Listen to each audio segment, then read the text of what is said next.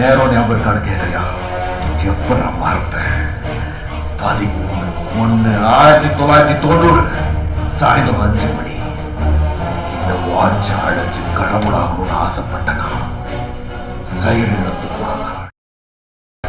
அவன் அம்மாவோட சேர்ந்து செத்த நாள். அவங்க 2 பேரும் கொண்டது மறுபடியும் அதை உலகத்திலே ஒரே ஆள 2 தடவை கொலை பண்ண போறேன். அதிர்ஷ்டசாலி.